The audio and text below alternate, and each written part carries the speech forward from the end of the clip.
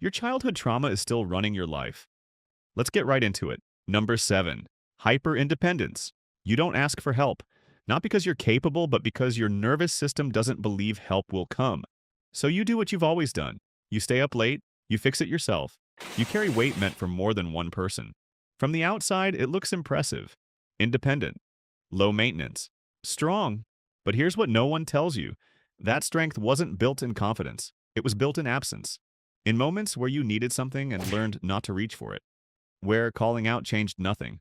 Where waiting only led to disappointment. So you stopped waiting. You became the child who packs their own lunch. The kid who doesn't cry because crying never brought anyone back. And later, the adult who treats exhaustion like proof of worth. Hyper-independence isn't confidence. It's a locked door. And here's the part most people miss. You didn't learn to rely on yourself because you trusted yourself more. You learned to rely on yourself because everyone else felt unreliable.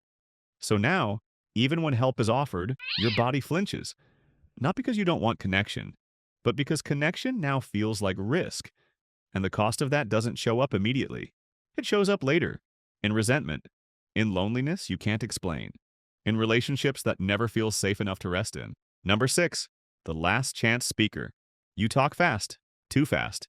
You rush your sentences, you jump in early, you finish other people's thoughts before they finish yours. It doesn't come from excitement, it comes from urgency. Somewhere early on you learned this rule. If you don't speak now, you won't get another chance. As a kid, your voice was small, easily talked over, easily ignored. Adults interrupted, changed the subject, kept eating while you were mid-sentence, so your brain adapted. It learned to compress thoughts, to speak in bursts, to get the point out before it disappeared. That's why silence makes you panic. That's why pauses feel dangerous. You're not trying to dominate the conversation. You're trying not to vanish from it. You don't talk fast because you have too much to say. You talk fast because part of you still believes. If I slow down, no one will listen. Number 5, the compliment deflector. You don't know what to do with praise. It hits you and you push it away. Not really. It was just luck. Anyone could have done it. Compliments don't land. They hover. They make your body tense. Not because you're humble, but because praise never felt safe. Growing up, approval had rules. You were noticed only when you performed, only when you impressed, only when you earned it. On regular days, you were invisible. On bad days, praise was sarcastic. Backhanded, a setup. So your brain learned something dangerous. Praise isn't kindness. It's a test. If you accept it, you have to live up to it. If you believe it, you risk being exposed. That's why compliments feel heavy, like a weight you didn't ask to carry. Deep down, it's not low confidence. It's mistrust.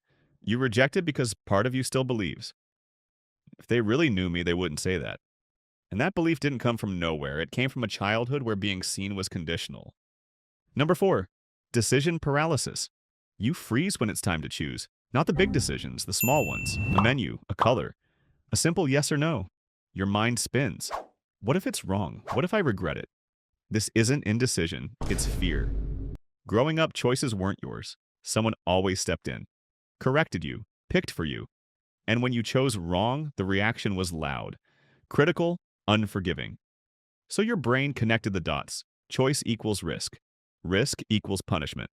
That's why every decision feels heavy, like it carries consequences it shouldn't. You're not bad at deciding. You're protecting yourself. Because deep down, your nervous system still believes. If I choose wrong, I'll pay for it. So you don't avoid decisions because you're careless. You avoid them because you were taught that perfection was the only safe option. Number 3, the people pleaser. You don't hate conflict. You're terrified of it.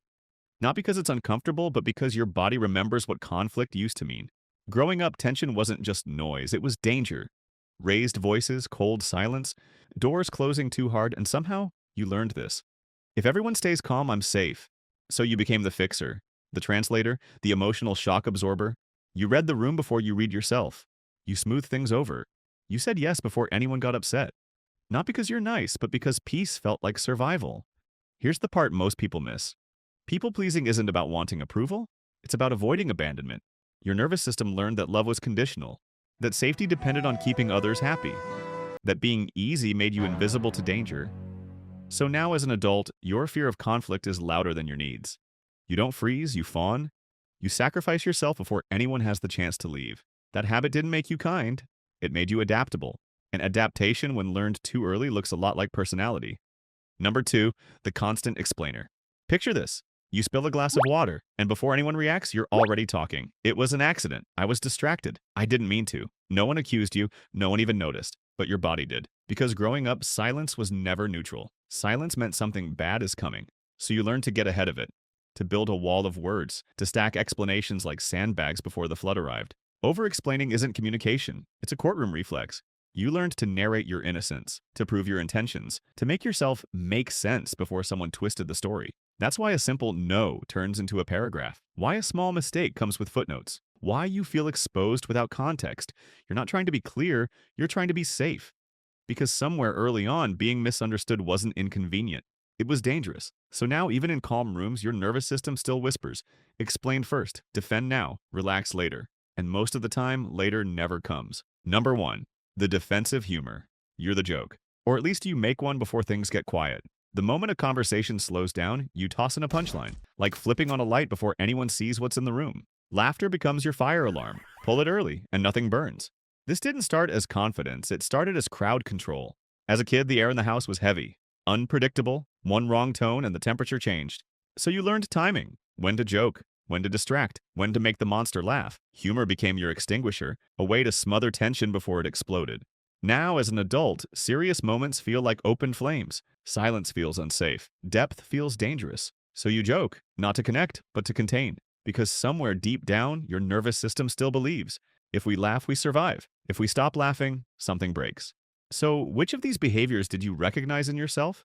And which one surprised you the most? If this helped you understand why you are the way you are, leave a comment, like the video, and subscribe for more breakdowns like this. Your personality isn't random. It's a survival strategy you learned early, and it can be rewritten.